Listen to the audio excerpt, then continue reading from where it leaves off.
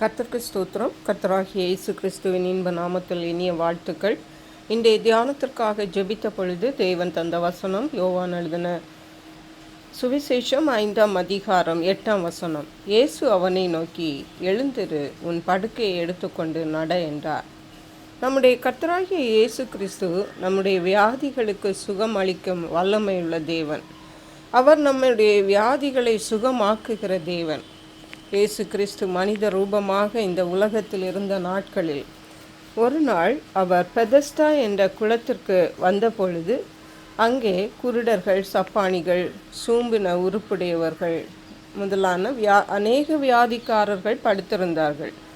ஏனென்றால் அந்த குளத்தின் திடீரென்று ஒரு தேவ தூதன் வந்து கலக்குவான்.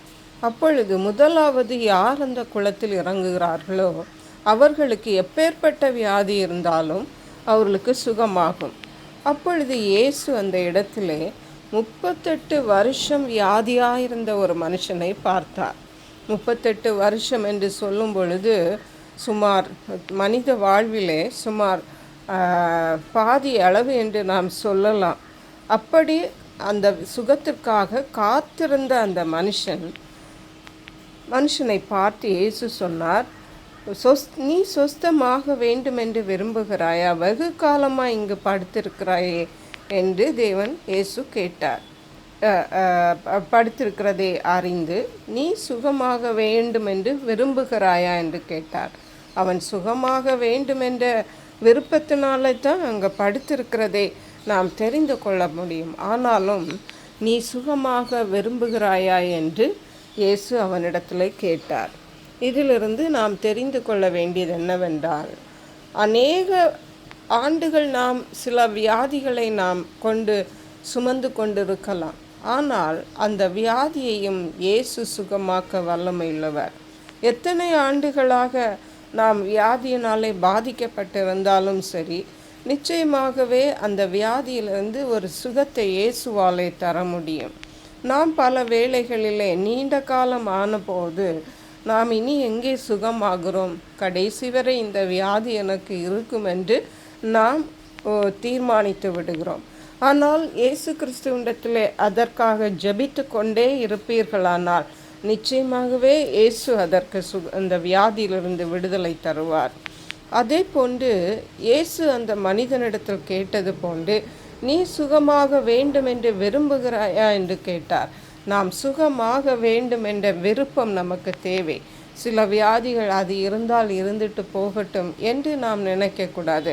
அதிலிருந்து சுகம் வேண்டும் என்ற ஒரு விருப்பம் நம்முடைய இருதயத்தில் காணப்பட வேண்டும். அப்பொழுது இயேசு அந்த கேள்வியை கேட்ட பொழுது அந்த மனிதன் இயேசுவினிடத்தில் சொன்னான், ஆண்டவரே, நான் தண்ணீர் கலக்கப்படும் போது நான் குளத்தில் இறங்குறதற்கு முன்னே என்னை கொண்டு போய் விடுகிறதற்கு ஒருவனும் இல்லை, நான் போகிறதற்கு முன்னே வேறொருவன் இறங்கி விடுகிறான் என்றார். அப்படியானால் இந்த மனிதனுக்கு நடக்கவும் முடியவில்லை.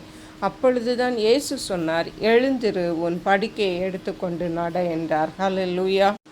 இயேசுவின் வார்த்தையை சொன்ன உடனே அந்த மனுஷன் சொஸ்தமாகினான், அவன் படுக்கையை எடுத்துக்கொண்டு நடந்து போனான் என்று சொல்லப்பட்டிருக்கிறது. அருமையான தேவனுடைய பிள்ளைகளை, சங்கீதங்களின் புஸ்தகத்தில் 107ஆம் சங்கீதம் 20ஆம் வசனம் சொல்லுகிறது, அவர் தமது வசனத்தை அனுப்பி அவர்களை குணமாக்கி அவர்களை அழிவுக்கு தப்புவிக்கிறார்.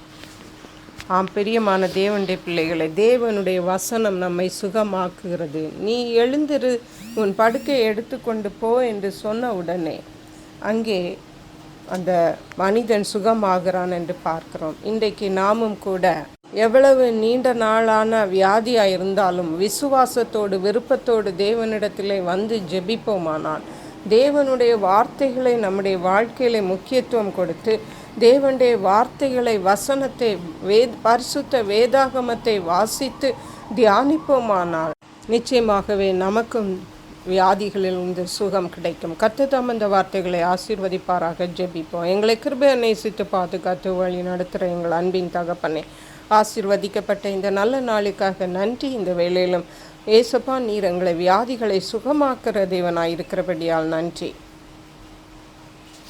உம்முடைய வசனங்களை தியானிக்கவும் தேவனிடத்தில் விசுவாசத்தோடு ஜெபித்து சுகத்தை பெற்றுக்கொள்ளும் கிருபை தருவீராக. நன்றி பரிசுத்த ஆவியானவர். இயேசு கிறிஸ்துவ நாமத்தில் ஜெபிக்கிற அன்புள்ள பரமபிதாவே. ஆமென். God bless you.